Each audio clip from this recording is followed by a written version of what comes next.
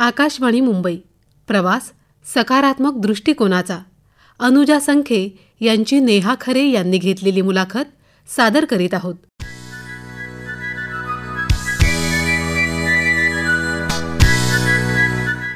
श्रोतेहो, अंधार म्हटलं की आपल्या मनामध्ये नकारात्मक भावना निर्माण होते. परंतु अंधारातली नकारात्मकता दूर सारून अंधाराशी मैत्र करत स्वतःच्या कर्तृत्वाचे दीप उजळवणारी एक सखी म्हणजे प्रकाशातला तारा आहे खऱ्या अर्थी. आणि तिला आज आपण आमंत्रित केलेलं आहे. झटकून टाक जीवा दुबळेपणा मनाचा, फुलला पहा सभोवती आनंद जीवनाचा.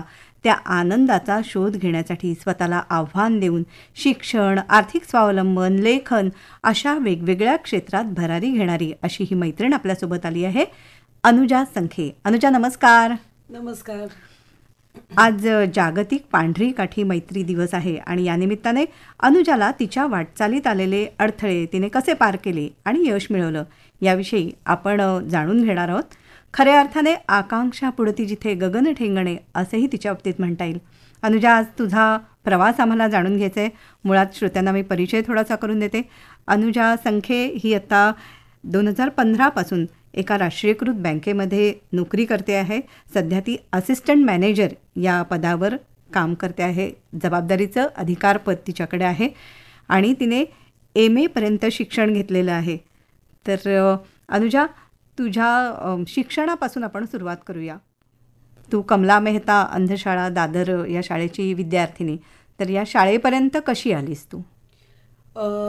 ज्या वेळेला मला लहानपणी दिसायचं कमी कमी होत गेलं आणि जेव्हा डॉक्टरांच्या चिकित्सेतून हे पक्क झालं की आता परत पुढे दिसणार नाही, शक्य नाही दिसणं, त्यावेळेला एका डॉक्टरांनीच माझ्या आईवडिलांना शाळेबद्दल सुचवलं होतं, कमला मेहताबद्दल. त्यांनीच पत्ता दिला होता आणि माझे आईवडील दोघंही सुशिक्षित असल्यामुळे शिक्षणाचं महत्त्व त्यांना माहिती होतं. आणि परत डॉक्टरांनी म्हणजे बरीच उदाहरणं दिली होती की जे शिकलेले आहेत, अंध असूनही मोठ्या पदावर आहेत, त्यामुळे तुमची मुलगी पण शिकू शकते, पुढे जाऊ शकते, तर तुम्ही तिला तिथे घेऊन जा. तर मग माझ्या आई वडिलांनी तो एकदा शोध घेतला आणि मग एकदा शाळा बघून येऊया आणि मग ठरवूया असं करून जेव्हा ते तिथे गेले आणि तिथे माझ्यासारख्या अनेक लहान मोठ्या मुलींना बघितलं, तेव्हा त्यांना एकदम असं वाटलं की हो, आपण योग्य ठिकाणी आलोय. किमान दिसलं नाही तरी शिक्षण तरी सोबत असेल. तुला वयाच्या 3-4 वर्षापर्यंत मला वाटतं दिसत होतं ना व्यवस्थित? हो. आणि मग त्यानंतर रेटिनाचा त्रास सुरू झाला की कसा? बरोबर, मला दिसत होतं 6 वर्षाची होईपर्यंत. बरं. पण त्रास मला 3-4 वर्षापासूनच चालू झाला होता. पण तो डॉक्टरांच्या तेव्हा लक्षात आला नाही. तेव्हा असं वाटायचं की काहीतरी इन्फेक्शन होतंय मातीत खेळल्यामुळे वगैरे, त्यामुळे तो त्रास पटकन समजला नाही. आणि त्या जरी समजला असता तरी त्यावेळेला त्याच्यावरती उपाय नव्हते, कारण नसा ह्या खूप नाजूक असतात. तर त्याच्यावरती उपाय आता हळूहळू येत आहेत, पण ते पण 100% आलेत असं नाही. त्यामुळे हळूहळू का होईना दृष्टी दोष येणारच होता. त्यामुळे मी डोळस शाळेमध्ये पहिलीला असताना 6 महिन्यानंतर माझी दृष्टी पूर्णच गेली. अच्छा. पण मग तो आई वडिलांसाठी म्हणजे खरं तर 2-3 वर्ष त्यांना तो अवधी मिळाला तयारी करायला, पण तरी सुद्धा धक्का असेल ना की? हो, त्यांच्यासाठी खूप मोठा धक्का होता, कारण मी पहिलं अपत्य आणि नॉर्मलीच आपल्याला मूल झालं की आपल्याला खूप आशा असतात. त्यात मी हुशार, चुणचुणीत, आणि अचानक हळूहळू कळायला लागलं की जे आता जो इश्यू चालू झालाय तो कायम असणार आहे. मग त्याच्या अनुषंगाने लोकांचं वागणं बदलत जातं. म्हणजे मित्रमैत्रिणींमध्ये मी कालपर्यंत जी फिरत होते ती 2-3 दिवसांमध्ये हळूहळू कमी दिसायला लागल्यामुळे फिरता येत नाही. मग त्यांच्यासोबत ते लोक घेऊन जायला कंटाळतात. कधी कधी म्हणजे हात पकडून सगळीकडे घेऊन जाणं हे त्यांना समजत नाही, कारण सगळी माझ्याच वयाची होती. माझ्याच वयाची 4-5 वर्षाची मुलं, त्यांना इतकी मॅच्युरिटी असणं शक्य नाही. पण मग जो माझ्याकडून मला दिसत नाही आणि माझं सगळं अचानक बंद झाल्यामुळे जो माझा त्रास मला व्हायचा, जो त्रास तो आपोआपच माझ्या रडण्यातून, हट्ट करण्यातून माझ्या आई वडिलांपर्यंत पोचायचा. आणि त्यांना असं व्हायचं की त्या मुलांना तरी काय समजावणार आणि मला तरी काय समजावणार. तर तो त्यांचा संघर्ष वेगळा होता. पण ज्या वेळेला शाळेमध्ये मला माझ्यासारख्या मैत्रिणी भेटल्या त्यावेळेला असं हळूहळू वाटायला लागलं की अरे ठीक आहे, म्हणजे दिसत नाही हे सगळ्यांच्याच बाबतीत थोडंफार फरकाने होणारच आहे. एका वेगळ्या जगात तू आलीस नाही का, एका परीने त्या सगळ्या मैत्रिणींमध्ये. हो. आणि मग तिथे तुम्हाला शिक्षण कशा पद्धतीने आणि हालचाल करणं फिरणं याचंही काही प्रशिक्षण दिलं जातं का? हो हो, आम्हाला ऍक्च्युली शाळेमध्ये सगळ्या गोष्टींचं प्रशिक्षण दिलं जातं, अगदी हात धरून. म्हणजे शिक्षणासाठी जसं ब्रेल लिपी आपल्याला माध्यम असणं गरजेचं आहे लिहिण्यासाठी, वाचनासाठी, तसंच सगळ्या गोष्टी, म्हणजे जसं की कांदा चिरायचा असेल तर तोही आम्हाला शिकवला जातो, कसा धरायचा, सुरी कशी धरायची, कसा सोलायचा, इथपासून सगळं. म्हणजे आम्ही दुसरीमध्ये असताना, पहिली दुसरीत असताना आम्हाला कडधान्य निवडण्याची स्पर्धा असायची. म्हणजे तुम्ही स्पर्शाने सगळी कडधान्य आधी एकत्र करणार, मूग, मटकी, मसूर, आणि मुद्दाम छोटी छोटी धान्यच करायची मिक्स, म्हणजे वाटाणे नाही घालणार त्याच्यात, वाल नाही घालणार, आकाराने तुम्ही समजून घ्या आणि शोधा. त्याच्यामुळे आमचं स्पर्शज्ञान डेव्हलप होत गेलं. तिसरीपासून आम्हाला चहा कॉफी बनवणं, कांदा चिरणं हे शिकवायचे. आमच्याकडे पाकशास्त्राचा वेगळा तास असतो शाळेमध्ये. छान. तिसरीपासून ते 7वी पर्यंतचा पाकशास्त्र मध्ये 7वीच्या मुलीला भाजी, चपाती, डाळ, भात या 4ही वस्तू येतात बनवता. अच्छा. याव्याच लागतात. तुम्ही जर त्या परीक्षेत नापास झालात तर तुम्हाला परत 3रीच्या वर्गात बसवणार अशी. आणि असं त्यावेळेला होतं ना की नापास म्हणजे नापास, मग तुम्ही बरोबर, म्हणजे ते नकोच व्हायला असं. ते नाही व्हायला. बरं. आणि मग 7वी पर्यंत तिथे शिक्षण झालं तुझं? हो. आणि मग तेव्हाच आम्हाला 6वी 7वी मध्ये आधी शाळेचं ओरिएंटेशन, आधीच शाळा आपल्याला माहिती होऊन जाते लहानपणापासून तिथेच असल्यामुळे. पण काठी हातात धरून मधला अडथळा कसा समजून घ्यायचा. म्हणजे जेव्हा आम्ही पहिलीपासून शाळेमध्ये फिरत होते मी, त्यावेळेला मला इतका परफेक्ट अंदाज असायचा की मी झोपेत जरी चालत गेले तरी माझी एकही पायरी मिस होणार नाही किंवा मी कुठे धडपडणार. शाबास. पण ज्या वेळेला माझ्या हातात काठी आली त्यावेळेला मला, जेव्हा आमच्या शिक्षिका होत्या त्यांनी आम्हाला कसं शिकवलं की जर अडथळा लागलाय आपल्या काठीला तर तो आपल्याला समजायला पाहिजे. आज शाळा आहे म्हणून तुम्हाला ऑलरेडी माहिती आहे तर तुम्हाला कॉन्फिडन्स आहे, पण मी जेव्हा तुम्हाला बाहेर नेईन त्यावेळेला तुम्हाला तो कॉन्फिडन्स जास्त असायला पाहिजे. आणि शाळा कसं करायची, 6वी 7वीला शाळेच्या आतलं आणि 8वी पासून आम्हाला बाहेर घेऊन जायचंय. बरं. आजूबाजूचा एरिया, रस्ता, बस स्टॉप, टॅक्सी कशी थांबवायची, बसमध्ये कसं चढायचं, तिकीट कसं काढायचं, हे सगळं. म्हणजे सार्वजनिक वाहतूक व्यवस्था ती कशी वापरायची हे सुद्धा. हे सुद्धा. आणि मग 8वी ते 10वी सर्वसाधारण शाळेमध्ये जायला लागलीस तू? हो, कारण शाळेतर्फेच आमचं सर्वसाधारण शाळेमध्ये आमचं ऍडमिशन होत होतं, आमच्या कमला मेहता तर्फेच. बरं. तर माझी शाळा सरस्वती हायस्कूल नायगावची. तर त्या शाळेमध्ये आम्हाला शाळाच सोडणार, शाळा घेऊन येणार, शाळेकडूनच आम्हाला डब्बा घेऊन जायला मिळणार. म्हणजे ते दुसरं घर एका परीने नाही का, वसतिगृह शाळेमध्ये. दुसऱ्यापेक्षा पहिलं घर, कारण आयुष्याचा खूप मोठा आणि महत्वाचा भाग शाळेमध्येच गेला. पण मग 10वी पर्यंतचं शिक्षण तुझं झालं, त्यानंतर मग BA केलंस तू मराठीमध्ये रुईया कॉलेजमधून. हो. तर तेव्हा मात्र तू बोईसरला राहिला ना? हो. बोईसर ते मुंबई हा प्रवास. हो, फर्स्ट इयरला मी बोईसरवरून रोज मुंबईला येत होते कारण हॉस्टेलची व्यवस्था नव्हती झाली. तर पहिले 3 महिने मी बोईसरवरून रुईयाला यायचे. बर. कसं पण त्यावेळेला केलंस? किती वाजता निघायला लागायचं? म्हणजे किती कष्ट होते त्यात? तेव्हा मी सकाळी 5:15च्या ट्रेननी बोईसरवरून 5:15ची ट्रेन पकडायचे. आणि एक मला वाटतं 6:30ची मला दादर ट्रेन मिळायची 6:40च्या दरम्यान. आणि 7:30 वाजता मी दादरला उतरायचे, मग सेंट्रलला येऊन माटुंग्यावरून जायचे. अच्छा. कारण म्हणजे प्रॉब्लेम काही नव्हता त्याच्यामध्ये, पण अडथळे म्हणजे थोडेफार असं की ट्रेन चेंज करावी लागायची किंवा ट्रेन बदलत असताना जर वेळेवर मदत नाही मिळाली एखाद्याची तर मग ती ट्रेन सुटणार. मग माझं दररोज पहिलं लेक्चर जायचं. पण मला वाटतं की तेव्हा माहिती होतं शिक्षकांना की मी बोईसरवरून येते, इतक्या लांबून येते. त्यामुळे मग ते मॅनेज होऊन जायचं. असं करत तू BA केलंस मराठी साहित्यामध्ये. मला वाटतं ब्रेल तू आधी जे शिकलीस ते सुद्धा अनुजा तू एकदम झटपट शिकली होतीस ना, कमी वेळात. हो, म्हणजे पहिलीला जेव्हा माझं ऍडमिशन झालं ना त्याच्यानंतर 15 दिवसांनीच पहिली चाचणी होती आणि मी लेखी परीक्षा दिली होती. अच्छा. आणि पहिल्या चाचणीत पहिलीला पहिला नंबर आला होता. वा. आणि हेच तुझं, ही हुशारी तुझी, चटपटीतपणा आणि जिद्द हे पुढे सुद्धा कामी येत गेलं. तू BA झाल्यानंतर पत्रकारिता अभ्यासक्रम हो, पत्रकारितेतून मी MA केलं. अच्छा. मुंबई युनिव्हर्सिटीमध्ये आपल्या. तर त्याचा पण हाच प्रवास होता. मी MA बोईसरवरूनच केलं पूर्ण 2 वर्ष.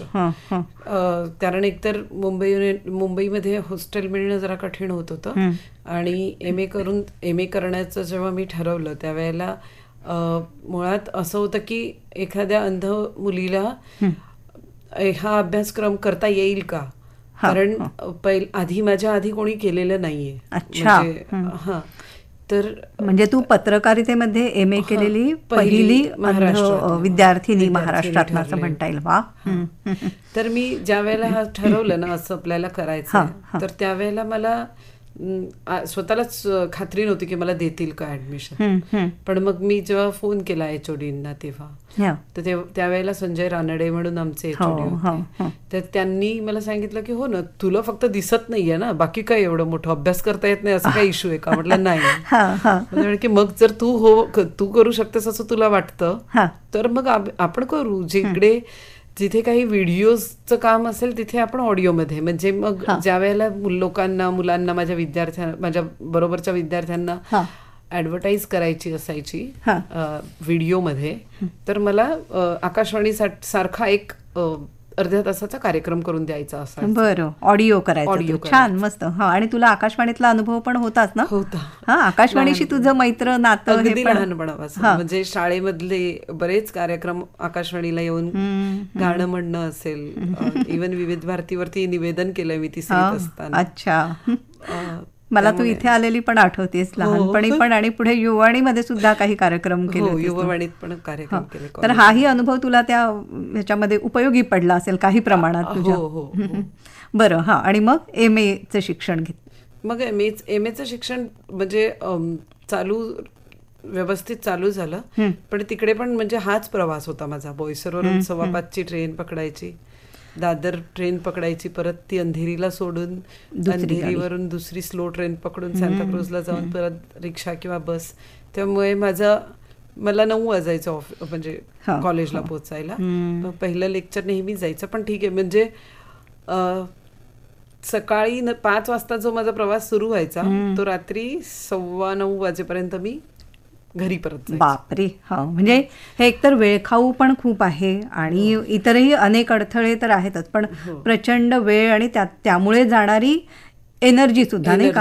हो. त्याच्यात असं व्हायचं की आमच्या भागामध्ये, म्हणजे जिथे मी राहते, बोईसरला राहायचे, तिथे इतकं अवेअरनेस नव्हता. म्हणजे जसं की समजा मला काही वाचायचं असेल किंवा मला अभ्यास करायचा असेल तर मला नोट्स वाचून दाखवायला बोईसरमध्ये खूप कमी माणसं उपलब्ध व्हायची, पण खूप कमी. म्हणजे कधी त्यांना वेळ असेल तर आपण ऍडजस्ट करू.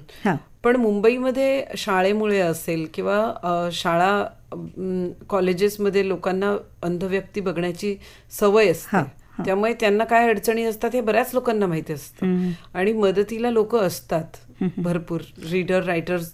तुला असा चांगला अनुभव आला. तर मग मी अभ्यास करायला दादरला जायचे. मग अच्छा. दादरला एक मीना जोशी म्हणून ताई होत्या, त्या मला पूर्ण वेळ म्हणजे MAचा अभ्यास मी त्यांच्यामुळे केला. अच्छा. म्हणजे हा सुद्धा केवढा मोठा सेवाभाव आहे नाही का, वाचून दाखवणं, त्यासाठी वेळ देणं. कारण तेव्हा ना असाइनमेंट्स करायला लागायच्या ना त्या. आपण ज्या वेळेला एखादी गोष्ट स्वीकारतो, आपल्या अंधत्वाच्या पलीकडे जाण्याचा प्रयत्न करतो, तर तुम्हाला जेव्हा कोणत्या प्रोजेक्ट दिला जाईल किंवा असाइनमेंट दिली जाते त्यावेळेला आपण आपल्या अंधत्वाचं कारण दाखवून ते न करणं हा आपल्याशीच काय म्हणू शकतो चुकीचं वागणं आहे. म्हणजे बेईमान होतो आपण असं वाटतं मला, स्वतःची प्रतारणा केल्यासारखं. तर मग जायचंय पलीकडे, पण मग आधार त्याच गोष्टीचा घेऊन ठेवला तर आपल्याला पलीकडे नाही जाता येणार असं वाटलं. तर त्यावेळेला ना या सर्व मोठ्या माणसांनी खूप मदत केली. म्हणजे त्या मीनाताई मी जे म्हणते ना त्या आता 68 वगैरे असतील, म्हणजे तेव्हा अजून एक 10-12 वर्ष कमी. तर मी 27-28 असेल, तर त्या तेव्हा 58 वगैरे. पण आमची मैत्री इतकी दृढ आहे ना. अरे वा. आजही म्हणजे घरातला मी कुठलाही इश्यू त्यांच्याशी बोलू शकते. बरं, म्हणजे अशी चांगली माणसं मिळत गेली, जोडत गेली, त्यामुळे हा प्रवास अधिक चुकर होतोय? कसे अनुभव तुझे सांग. म्हणजे फक्त प्रवासाचा नाही तर शिक्षणाचा प्रवास म्हणते मी, किंवा इतरही. नाही, ऍक्च्युली ना एक कसं असतं की शाळा कॉलेजांमध्ये आमच्या वेळेला आहे ना टेक्नॉलॉजी तितकी प्रगत नव्हती. म्हणजे आता आपल्या मोबाईलमध्ये रेकॉर्डिंग ऍप्स आहेत. मुळात मोबाईल बोलायला लागला आणि मग तो अक्षरशः जग हाताखाली आलं. म्हणजे जसं की तुम्ही सर्वजण मोबाईल यूज करून सगळ्या गोष्टी करू शकता, तितक्याच तोडीने सगळे अंध माणसं पण आपला मोबाईल वापरू शकतात. पण ही आत्ता जी सोय आहे ना ती तेव्हा नव्हती. त्यावेळेला रेकॉर्डिंग डिव्हायसेस लागायचे, वेगळे MP3 प्लेअर आणावे लागायचे, कोणीतरी वाचून दाखवेल ते रेकॉर्ड करायचं, मग ते आपण ऐकायचं, असं होतं. आता कसं आहे PDF पाठवून दिलं सगळ्यांना की सगळ्यांसाठी ऍक्सेसिबल होऊन जातं. तर त्यावेळेला कसं व्हायचं की आमची एक संस्था आहे स्नेहांकित हेल्पलाईन म्हणून, ते ना कॉलेजेसमध्ये विद्यार्थ्यांना रीडर आणि रायटर बरोबर, म्हणजे गृहिणींना आवाहन करून की तुम्ही या आणि वेळ द्या आणि वाचून दाखवा. तुम्हाला जर घरून म्हणजे इथे कुठे येऊन फिजिकली येऊन देणं शक्य नसेल तर तुम्हाला आम्ही नोट्स आणून देतो, तुम्ही तेवढं आमच्या विद्यार्थ्यांना वाचून दाखवा, रेकॉर्ड करून द्या. अशा ह्याच्यानेच मी अभ्यास केलाय. तेव्हा उमा सहस्रबुद्धे म्हणून एक ताई होत्या, त्यांनी माझा कॉलेजचा बराच अभ्यास घेतलाय ग्रॅज्युएशन पर्यंतचा. खरे, पण हे असे अनेक मदतीचे हात पुढे आले तरी सुद्धा करायचंय स्वतःला. ते जे काही सगळं आहे ते आपल्या डोक्यात साठवायचंय आणि ते त्या वेळेवरती आपल्याला परीक्षेच्या वेळेला उतरवता सांगता आलं पाहिजे, लिहिता आलं पाहिजे. तू लिखाण सुद्धा लॅपटॉपवरती टायपिंग छान शिकलीस, त्याही विषयी सांग ना. मी ऍक्च्युली स्पर्शज्ञान नावाचं एक ब्रेल वृत्तपत्र आहे, पाक्षिक आहे, पहिलं नोंदणीकृत मराठी पाक्षिक. स्वागत थोरात सर चालवतात. तर त्यांच्याकडे मी म्हणजे जेव्हा मी जर्नलिझममध्ये इंटरेस्ट दाखवला तेव्हा त्यांनी मला सांगितलं की आपल्याकडे लिहायला सुरुवात कर, आणि मग बातमी कशी लिहायची इथपासून त्यांनी ते शिकवलं. आणि मग मला एकदा म्हणाले की तू ब्रेलमध्ये देतेस, मग आपण लिहितो, त्यापेक्षा तू ब्रेल टायपिंग न करता डायरेक्ट कम्प्युटरवर मराठी टायपिंग शिक. मग त्यांना मी म्हटलं की मला शिकायचं, मला आवडेल शिकायला, पण मला कसं शिकवणार. तर मग त्यांनी मला ऑफिसमध्ये एकदा बोलवलं आणि एक या बटनावर हे अक्षर, या बटनावर हे अक्षर असं सांगितलं. म्हणजे एक 15-20 मिनिटं मला त्यांनी ते पूर्ण कीबोर्डचं, मराठी इन्स्क्रिप्ट कीबोर्डचं ओरिएंटेशन दिलं. आणि मग आता सांगितलं की त्यांनी पत्र दिली, काही वाचकांची पत्र आली होती, ती मला टाईप करून दे संध्याकाळपर्यंत. मग मी हळूहळू करत ते टाईप करायला लागले. त्या कीबोर्डवरती चांगलं, कीपॅडवरती हात बसला. मग त्या दिवसातच थोडासा हात बसला, कारण म्हणजे स्पीड नाही पण चुकणं कमी झालं किंवा सगळे.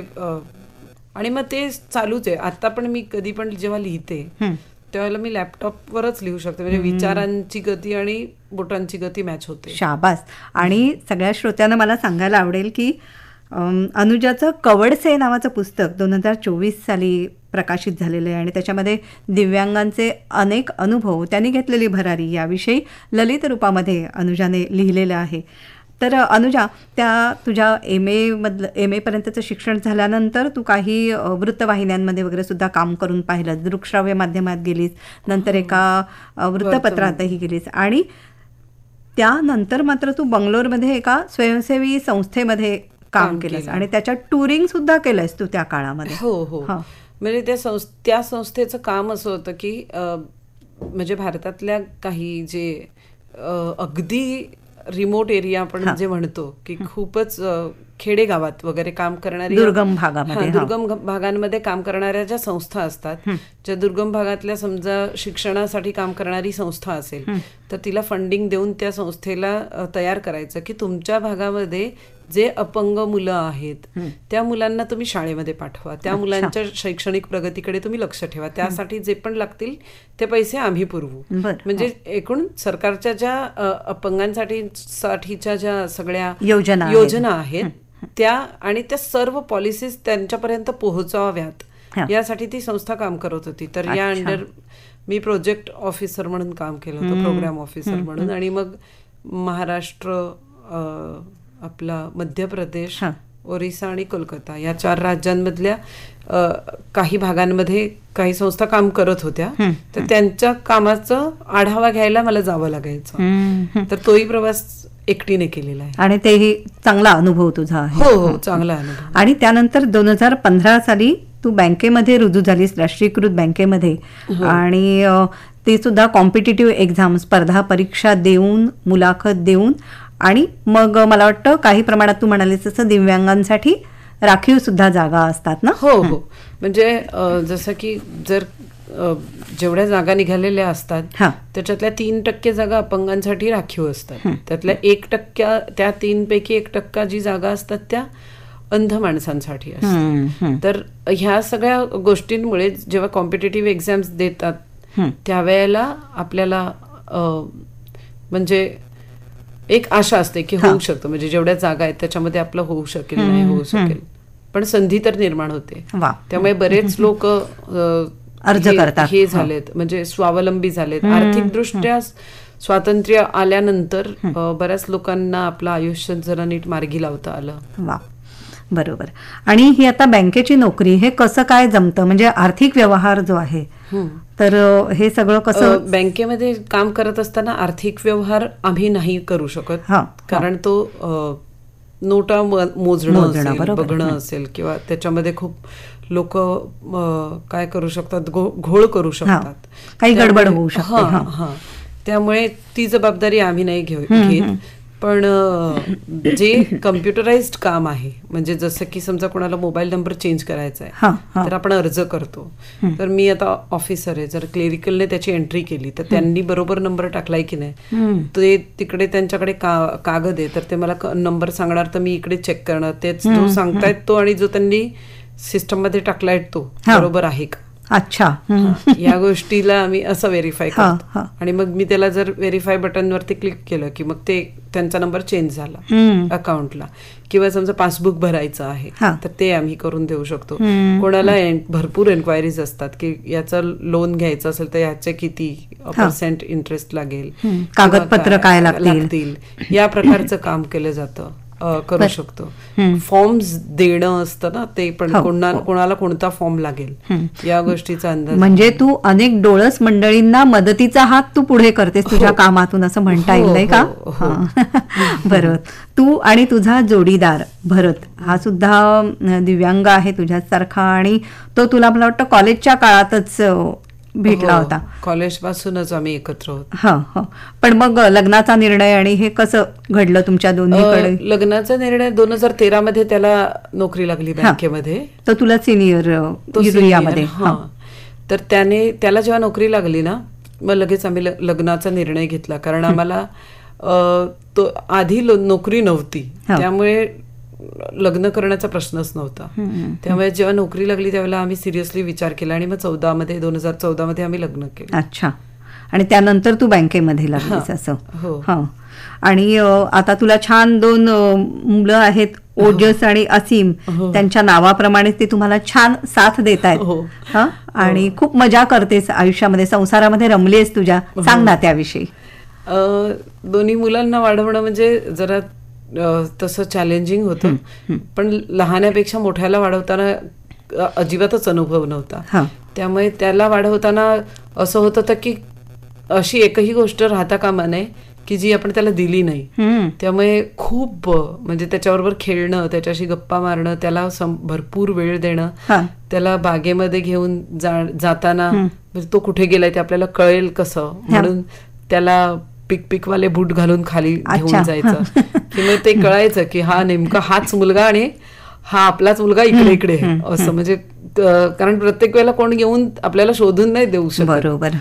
मग घरामध्ये जर तसंच असेल तर काय करायचं, तर मग मी त्याला पैंजण घालून ठेवायचे. बरं. की तो कुठे आहे, तो जर अंगात फिरला इकडे तिकडे तर मला कळलं पाहिजे की तो नेमका कुठे गेलाय.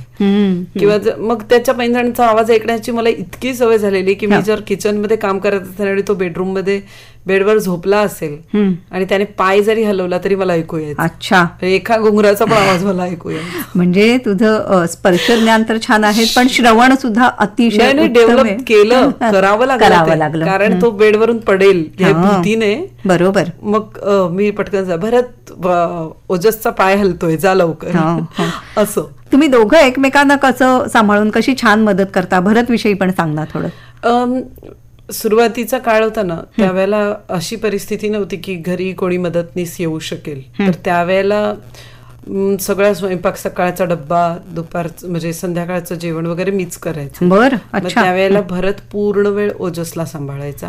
आणि मग एक दिवस असा आला की ओजस तापाने भरपूर आजारी होता, खूप म्हणजे फणफणला होता आणि तो माझ्या मांडीवरून उतरे ना. तो संध्याकाळी जो 8 वाजता माझ्या मांडीवर बसला तो रात्री 1 वाजेपर्यंत माझ्या मांडीवरून उतरला. अरे बापरे. मग मी भरतला इन्स्ट्रक्शन्स दिल्या तोंडी आणि त्याप्रमाणे त्याने खिचडी केली. त्या आज म्हणजे आपल्याकडे असं असतं ना की मुलगा मग त्याला गॅसच्या जवळ नाही किंवा किचन मधलं काम नाही, तेव्हा तोपर्यंत त्याला गॅस सुद्धा पेटवता यायचा नाही. मग आणि तू दिलेल्या सूचनांवरून त्याने खिचडी बनवली. शाबास, मस्त. मग आता तो खिचडी बनवतो, मॅगी, चहा, कॉफी. अरे असं एकमेकांना चांगलं सांभाळून घेता. त्याचप्रमाणे तुझ्या आई वडिलांनी आणि भरतच्या आई वडिलांनी सुद्धा तुम्हाला साथ दिलेली आहे, पण तुमचाच निर्णय आहे तो स्वावलंबनाचा की आमचं आम्हाला करता आलं पाहिजे. खरं ना? पण त्या दोघांची म्हणजे दोन्ही कुटुंबांची मदत, त्याविषयी सांग ना. सुरुवातीला आम्ही जेव्हा त्यांना दोन्ही कुटुंबांना सांगितलं की आम्हाला वेगळं राहायचंय, त्यावेळेला त्यांचं असं होतं की तुम्ही कसं राहणार, कसं जमेल. पण कसं असतं की आपण जोपर्यंत त्या गोष्टीमध्ये आपले एफर्ट्स लावत नाही ना, तोपर्यंत त्या गोष्टीबद्दल आपलेपणा नाही येत. म्हणजे असं तयार नाही होत मनामध्ये की आपण नसू तर इकडे काहीतरी काय फरक नाही पडत, असं नाही होणार. जेव्हा मी करीन तेव्हा मला वाटेल की अरे मी नाही केलं तर प्रॉब्लेम होईल, मग ओजसला कसं जेवायला देणार. तर तो एक आपलेपणा निर्माण होत जातो. तर तसं व्हावं म्हणून आमचं असं सुरू होतं की आपण वेगळं राहूया. आणि ज्यावेळेला या गोष्टी समजावून दिल्या त्यावेळेला थोडंसं नाराजीने पण दोन्ही घरातल्यांनी मान्य केलं. कारण आम्ही दोघंच असतो तर त्यांना काही प्रॉब्लेम नव्हता. त्यांना प्रॉब्लेम होता त्यांचा नातवंड, की त्याच्या याच्यामध्ये काही इश्यू नाही यायला पाहिजे, त्याची आबाळणी होता का. आणि आम्ही जेव्हा विरारला राहत होतो त्यावेळेला माझ्या शेजारी कुटुंब होतं काकडे, त्यांनी म्हणजे त्यांचं 3रं मूल म्हणून माझ्या मोठ्या मुलाला वाढवलं. बरं. म्हणजे त्यांची मुलगी होती 4थीला, तिने भरवलं नाही तर हा जेवणारच नाही. मग तो आजारी पडला की त्या अश्विनी ताई म्हणून होत्या, त्या रात्री 2-2:30चा अलार्म लावून उठवायला यायच्या आम्हाला की त्याच्या औषधाची वेळ झाली आहे. म्हणजे यातनं मी म्हणजे कधी ओजस शाळेत जायला लागला त्यावेळेला मध्ये 7-8 दिवस मदतनीस येत नव्हती, तर आणखीन एक दुसरी गुजराती कुटुंब होतं आमच्या शेजारी राहायचं. शेजारी पण चांगले भेटत, त्यांनी 7 दिवस डब्बा दिलाय ओजस. म्हणजे ते मी कधीच नाही विसरू शकत, कारण शेजारी हे माझ्यासाठी खूप महत्वाचे होते. ते पहिले धावून येणारे असतात. खरे. आणि मग ओजस नंतर असीम दोघांना सांभाळायचं. असीमच्या बाबतीत इश्यू नाही येत फारसा, कारण असीमची बघण्याची जी गरज आहे ना ती ओजसमुळे भागली जाते. म्हणजे जसं की असीमला आता शाळेतनं पुस्तकं येतात, दर 15 दिवसांनी एक पुस्तक शाळेतून घरी घेऊन यायला येतं. तर ते पुस्तक असतं की तुम्ही वाचा आपल्या मुलांबरोबर. तर आता आम्हाला तर वाचणं शक्य नाही. तर काय होतं, 2 गोष्टी होतात. ओजस त्याच्याबरोबर बसतो आणि त्याला वाचून दाखवतो, किंवा मग जर फक्त चित्र असेल ना तर असीम आमच्या बरोबर बसून ते चित्र त्याच्या शब्दांमध्ये आम्हाला समजावून सांगतो. म्हणजे आम्ही खरोखर कमी पडतो त्या गोष्टीमध्ये, पण त्या गोष्टी दोन्ही पद्धतीने भरून निघतात. ओजसचं वाचन होतं, मोठ्याने वाचल्यामुळे अतिशय उत्तम अभिवाचन करायला शिकला. आणि असीमचं असं होतं की आता त्याला अजून वाचता येत नाही अक्षर, त्याचं त्याला खूप वाईट वाटतं. आणि मग तो म्हणतो की पण मला चित्र वाचता येतं, तो चित्र वाचून दाखवतो. वा, म्हणजे दोघं भाऊ एकमेकांना छान. आणि ओजस आता दादाच्या भूमिकेमध्ये छान आहे म्हणजे त्याच्यासाठी. आणि मग भांडाभांडी मारामारी ती सुद्धा करतात प्रचंड प्रचंड. म्हणजे मस्ती पण अगदी एकमेकांना असं आपलं त्यांच्यामध्ये खूप चालतं. पण आपण जर त्यांचं खूप झालंय, जास्त होतंय म्हणून आपण बोलायला गेलो की मग ते लगेच एकमेकांची बाजू घेऊन नाही ऍक्च्युअली माझं चुकलं होतं म्हणून ते असं झालं. म्हणजे त्या परवाचीच गोष्ट की असीमला काहीतरी धक्का लागला म्हणून तो पडला, तर तो रडत सांगायला आला की मला लागलं, ओजसने मला धक्का मारला. मग मी ओजसला ओरडायला गेले ना, तर तो मला म्हणतो की अले पण मम्मा त्याने चुकून धक्का दिला होता. अच्छा. लगेच एकमेकाची कड घेतात. किती गोड नातं आहे हे त्यांचं पण. आणि तुम्ही मुलांना घेऊन फिरायला सुद्धा जाता ना ग बाहेर? हो जातो, अगदी आवर्जून जातो. कारण मला असं खूप मनापासून वाटतं की मुलांना ना त्यांना जग बघायला मिळालं पाहिजे. पेक्षा ना प्रवास हे खूप शिकवतो. आपल्याला जो आनंद मिळतो तो फक्त आनंद नाही, तर ते सगळं मॅनेज करण्यापासूनच आहे ना, ते सगळं आपण मुलांबरोबरच करतो आम्ही. म्हणजे कारण मुलांच्या समोरच डिस्कशन्स करतो. तर त्यामुळे काय होतं की प्रचंड मुलांमध्ये इंटरेस्ट निर्माण होतो त्या जागेचा. आणि तर आम्ही आता जसं कोकणात गेलो होतो, तर माझ्या एका मैत्रिणीला मी तेव्हा मॅनेजर म्हणून माझ्याबरोबर घेऊन गेलो होते. ती कोकणातलीच आहे. तर तिने ना मला तेव्हा एक एक घृष्णेश्वर मंदिर आहे ना आपलं, त्यातला एक कोरीव काम हाताने दाखवलंय. तिकडे विहीर आहे, विहीर रामेश्वराच्या मंदिराजवळ, त्या विहिरीतलं पाणी आम्ही काढलं. तर हे जे आम्ही करत होतो ना, त्यामुळे ओजसला तेव्हा कळलं, तेव्हा तो 3.5 वर्षाचा होता, की माझ्या आई वडिलांना जर हाताने एखादी वस्तू दाखवली तर ती कळते. हे जे त्याला तेव्हा नकळत्या वयात कळलंय ना, ते मला आजही पुरून उरलंय. कारण आम्ही आता सापुताऱ्याला गेलो, तिकडे त्याने कितीतरी गोष्टी आम्हाला हाताने दाखवल्या. किंवा आम्ही जेव्हा अजिंठा लेणी बघायला गेलो होतो, त्यावेळेला जिथे जिथे माझा हात जाऊ शकतो तिथल्या वस्तू त्याने त्या कोरीव काम मला हाताने दाखवलं. म्हणजे त्याला जेवढं जमेल तेवढं. बरोबर. पण ते खूप महत्वाचं आहे. अगदी अतिशय. आणि या अशा दोन्ही मुलांबरोबर छान तुम्ही पर्यटन सुद्धा करत असता दोघी. हा एकूणच तुझा प्रवास आहे की नाही, त्याच्यामध्ये तू आतापर्यंत काही आम्हाला एकही कटू अनुभव असा काही सांगितला नाहीस.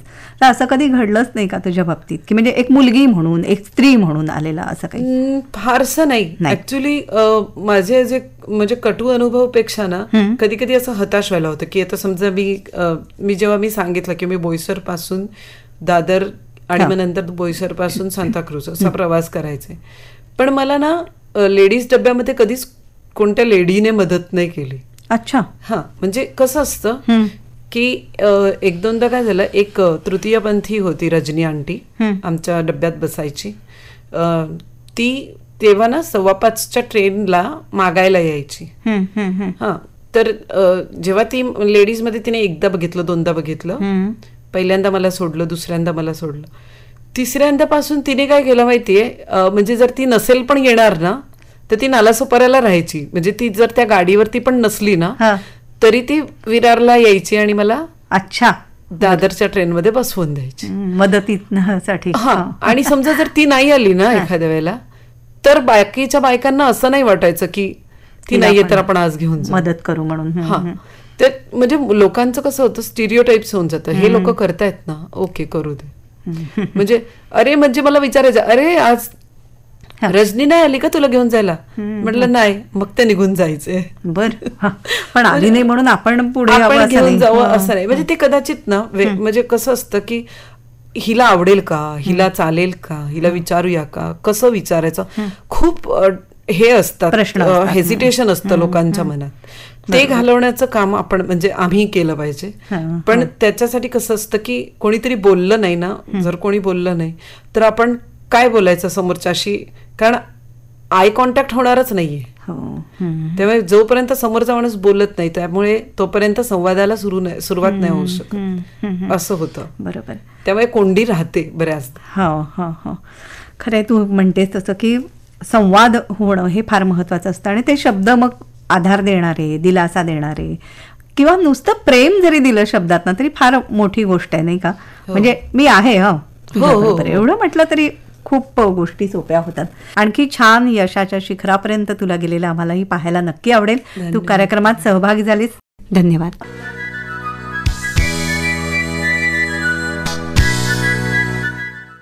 श्रोतेहो, प्रवास सकारात्मक दृष्टिकोनाचा अनुजा संखे यांची नेहा खरे यांनी घेतलेली मुलाखत आत्ताच आपण ऐकली. ही आकाशवाणी मुंबई केंद्राची निर्मिती होती.